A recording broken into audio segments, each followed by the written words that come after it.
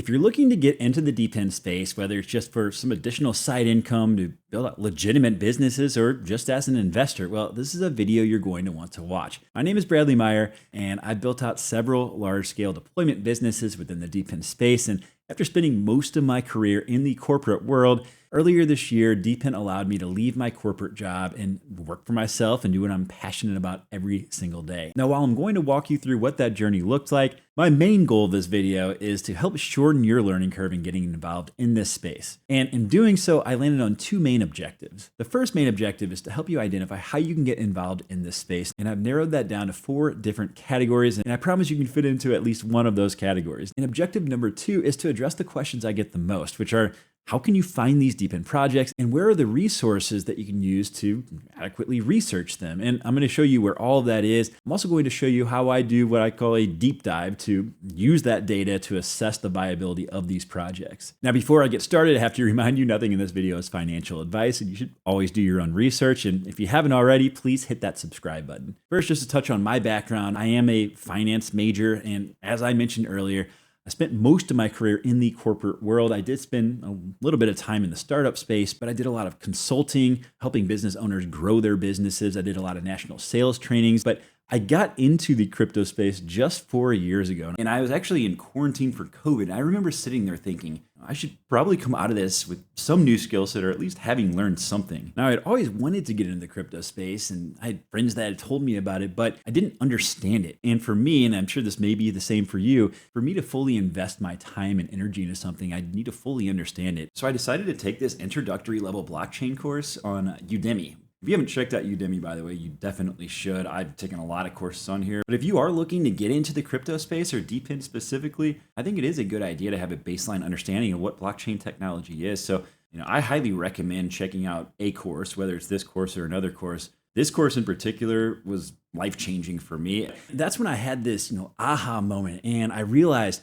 blockchain technology is going to be a big part of our lives. And I would actually liken it to the emergence of the internet, because there's still a lot of people out there that think that crypto is a fad. And there was a time where people thought the same thing about the internet. In fact, if you look at the adoption of crypto and the internet, you'll find that early on there is very tight alignment. But in recent years, we've actually seen faster crypto adoption than the internet. And if you look back at that time period, if you had invested in the right companies, you would have seen some of the best returns we've ever seen. So I set out on a mission to find where the best opportunities were in the crypto space. And I have to say, there was a lot to sift through. And while I was doing my research, I came across a project called Helium, which, as it would turn out, would be a project that was revolutionary in the emergence of DePIN. The whole concept was that you set up this hotspot at your home, and you send out a signal, and you connect with other hotspots to create this mesh network that could be used for IoT devices to connect to, like air quality sensors or moisture sensors or GPS trackers. And by providing coverage, you would actually receive or mine their native token, which in this case was HNT. And the more value you provided to the network, or the better coverage you provided, the more tokens you would earn. And I was really mind blown by this concept, because up until this point, when I thought of crypto mining, I had always thought about Bitcoin mining, where you had a bunch of super loud equipment in a room using a ton of energy. But this idea of mining cryptocurrency in an energy efficient way for adding value in a tangible way really resonated with me. And that's one of the main reasons I really latched on to what's now known as DePIN, or decentralized physical infrastructure networks, because it can make sense and resonate with non-crypto people. And when you consider that globally it's estimated that only 6.8% of people own crypto, you're multiplying your target audience by nearly 15x if you can attract non-crypto people into your project. The other thing I'll say about DePIN projects is that they address a long-standing issue with crypto in general, because most projects in crypto are solutions in search of problems. Whereas with DePIN, these projects are addressing real-world issues. In fact, many of these projects actually existed prior to joining DePIN in crypto, and really entered this space due to the scalability factor, which I'll touch on more in a minute. But in a nutshell, all of these projects share the same underlying structure, whether it's building out physical infrastructure or collecting data and making it useful to monetize it. They're all doing it through a crowdsourced effort where anyone can participate, which enables the ability to scale unlike anything we've ever seen. And the blockchain is merely used to distribute value amongst participants in the form of tokens, where the more value you bring to the network, the more tokens you earn. But that brings me back to Helium, as I decided I was going to set up a hotspot and begin my personal journey in the DePIN space. And that actually brings me to the first category of participation, which I would call the hobbyist. Now, I would argue that you could absolutely participate at this level, whether it's setting up a hotspot at your home with Helium or setting up a dash cam in the windshield of your vehicle to collect honey tokens through a project called Hivemapper that's building the freshest map that's ever existed, or connecting your vehicle to Demo and taking ownership of your vehicle's telematics data and earning tokens for it, or downloading a free app called Silentio to measure noise pollution data. Just about anyone can participate at this level, and the best part is you earn tokens for doing what you're already doing every single day. Now, after I got the hotspot set up, the wheels started turning for me a bit, and I figured I can introduce this to other people with what's now called a host share model, but the whole concept would be that I would buy the equipment, I would explain what it is to other people and set these devices up with them and split the token rewards. And I have to say, after doing sales trainings for most of my career, this is about the easiest sale possible because there's no skin in the game for the host, just potential upside. So I started to talk to my friends and family about it. And that brings me to the second category, which is a small scale deployer. Now, I would argue that you could very likely participate at this level as well. And I know a lot of people that are doing so, but the best part is it doesn't take a lot of time, maybe one evening out of your week or an hour out of your weekend. And you don't have to go out of your way. I mean, these are people you're talking to in your everyday life anyway. And the upside is you get to earn more tokens. And at the same time, you get to introduce people to the space, which I personally found really rewarding. Well, then you have this snowball effect start to kick in. And word of mouth is a very powerful thing. And my friends and family that I'd set these up with started calling me, asking if I had any more devices because their friends were interested. So I started a referral program, and this thing really started to grow. And I started researching how to optimize my setups and get the best possible antenna on the rooftop to get the signal out and really maximize rewards. And I ended up setting up an LLC with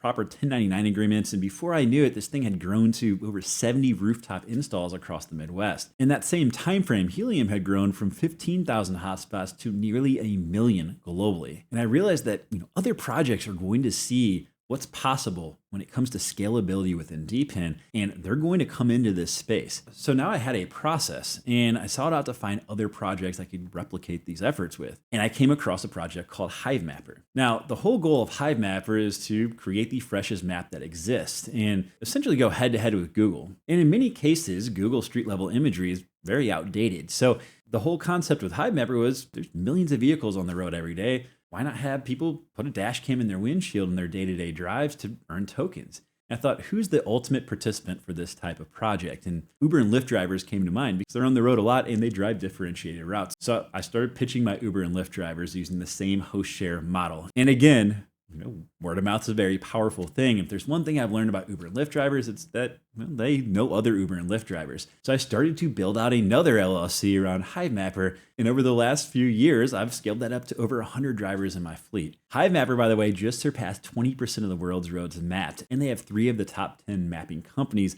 buying their data. But then I came across a project called Demo. The whole concept with Demo is that you connect your vehicle to their network and you can take ownership of your vehicle's telematics data.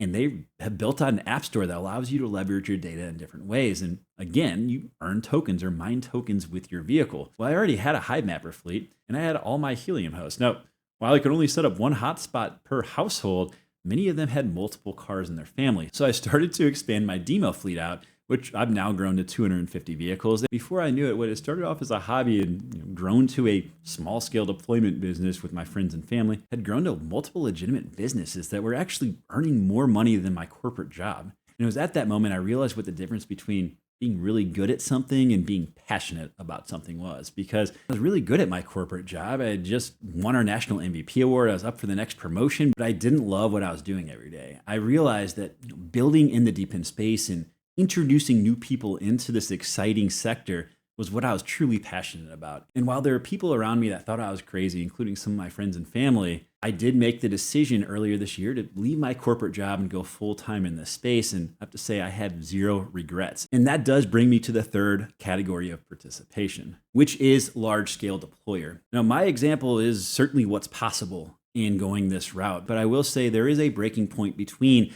being a small scale and a large scale deployer in the sense that, sure, it takes more capital investment, but it also takes a lot of time. I mean, I was really working 2 full-time jobs to get my businesses set up on top of having a corporate job. There may have even been a couple times where, I was taking work calls from rooftops, installing antennas with helium. I don't recommend doing, by the way, but that is what's possible in this space. Now, there is still a fourth category I haven't touched on, and that's not as a deployer at all. And that's as an investor in this space. And I'll say, I've done just as well as an investor as I have as a deployer. That's because the token itself with these projects has true utility. All of these DePIN projects are set up such that as revenue comes into the project, a percentage of that revenue goes to buying tokens in the open market, and there's a burn mechanism tied to it. In other words, tokens are taken out of the supply, and it creates a deflationary event. So the value of the token is truly tied to the success of the project. And I'll give you an example. I found a project called Nosana last fall. By the way, again, I'm going to show you where you can find these projects. But it is a decentralized cloud compute network.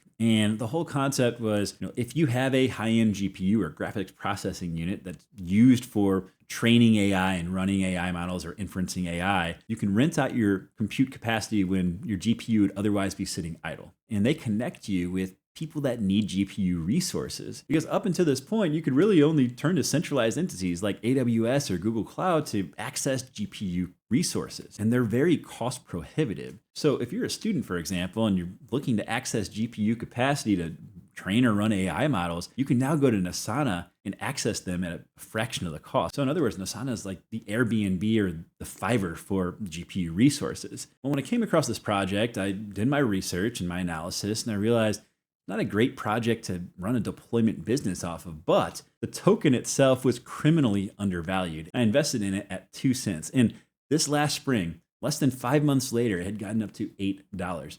That's a 400x or a 40,000% return. And I will say that's certainly an outlier, but you'd be hard pressed to find that type of return anywhere else. I mean, that would be like investing in NVIDIA 15 years ago.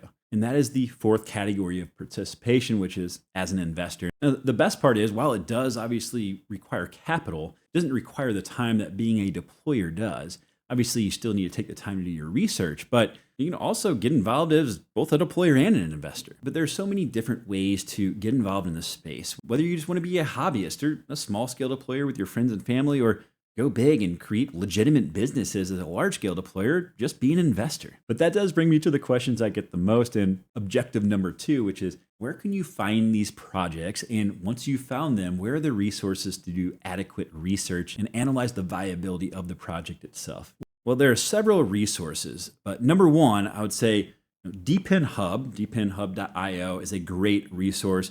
You can sign up for their newsletter. They also have a website where they have different subcategories of all the DePIN projects listed, as well as their market cap and different trends within the project. I'd also highly recommend checking out Messari. They do a lot of different industry reports. You can see here they actually created a map. So if you're getting into the space, this can be a really good way to visualize all the different subsectors within the DePIN space. But I absolutely follow their Twitter page and I read all of their different industry reports. They do some really fantastic analysis. So next is a website, kind of a funny name, but Who Loves Burrito? And I would also recommend following them on Twitter. This is actually one guy that manages this website, but he's a deployer himself. He ranks all the different DePIN projects based on their ROI, but he also has a lot of different sections in his website. I absolutely recommend checking out his site. There's also a couple of really good DePIN podcasts that I listen to. So DePIN Hub has one. Also, Unleashing DePIN. And I've listened to these when I'm commuting or traveling, and I've found a lot of new projects just by listening to these podcasts that I would never have known about otherwise. And then coinmarketcap.com. Now, they have all the different crypto projects listed on their website by market cap. You can also sort by different sectors. So in this case, I have it sorted by DePIN. But regardless of whether you find a project on their site or from one of the other sources I already mentioned, you can search for a project on their website and pull up that project's profile page. Now, in this case, I'm looking at Demo. You'll see here, you can see the price history of the token. You also see things like the total supply of the token, as well as how much of that token is in circulation. But above the chart, there's a section called Markets that I want to draw your attention to. Now, this is for you investors out there. Crypto is not like your traditional stock market in the sense that you can just go to any stock trading platform and find any publicly traded stock. These projects take time to get listings on centralized exchanges. So you can go to a project's profile page, click on markets, and it'll show you which exchanges it's available on. In this case, Demo is available on Coinbase and Gate.io, but it's not available yet on an exchange like Crypto.com. In a lot of cases, the earlier the project is, the more limited options you have to purchase the token. So this is a really good resource if you're looking to just buy the token. Now, as far as doing research on the project itself, I would highly recommend navigating to the project's website. Now, you can generally find that on the coinmarketcap.com profile page. And there are 5 sections that I would highly recommend checking out. Number 1 is what's called the white paper. Now, this is the equivalent of a prospectus for a company that's going to IPO. They're going to have in detail what the goal of the project is, what the total addressable market is. So anytime I'm going to invest in a project, I absolutely read through their white paper first and foremost. Next thing I look at is the team. Sometimes that will be in the white paper, but in most cases, there's a section on their website. I don't personally invest in a project unless the team is fully doxed. In other words, they have their team member identities visible. If it's an anonymous team, I personally think that in most cases, that's a red flag, but I like to look at the team's background and bios to make sure that they can execute. The next section is the media section, and this is going to show, any recent news articles or recent partnerships or customer announcements, see what type of progress the project is making. Next, I look at the tokenomics. And in a lot of cases, this will be in the white paper, but sometimes they have a separate section on their website. Essentially, this is going to show the breakdown of token distribution between investors, their employees, and you as a participant. And lastly is the social media. And I always do like to look at their X or Twitter page to see how active they are. But Discord is absolutely critical, especially if you're going to be a deployer. You'll find that other people in the community are generally very helpful, and it's going to really help shorten your learning curve. Like earlier, I mentioned I figured out how to optimize my helium setups with the right antennas on rooftops. I came to Discord and I was able to connect with other community members